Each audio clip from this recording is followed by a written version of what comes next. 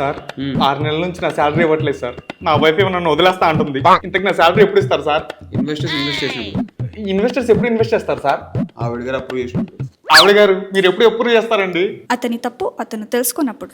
మీ తప్పు ఎప్పుడు తెలుసుకుంటారు సార్? నేను చేసిన తప్పు కదా ఒప్పు. ఆ పప్పు ఇలా అయితే అవ్వదు కానీ నేను చచ్చిపోతా.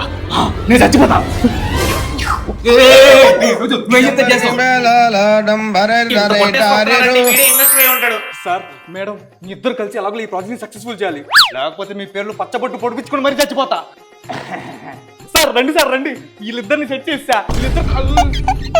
అసలు వీళ్ళేంటో వీళ్ళ గొడవలేంటో ఈ కంపెనీ భవిష్యత్తు ఎటు వెళ్తుందో ఏం అర్థం కావట్లేదు. మీకు అర్థం అవ్వాలంటే ర్యాంబో ఇన్ లవ్ జియో హాట్‌స్టార్లో స్ట్రీమ్ అవుతుంది, ఇప్పుడే చూసేయండి. సార్ మీరే దిక్కు సార్, ఎలాగో ఈ కంపెనీ మీద మీరే ఇన్వెస్ట్ చేయాలి సార్. నేను ఇన్వెస్టర్ని కాదు, లాయర్ని. మీ ఆవిడ నీకు విడాకులు నోటీస్ పంపించింది.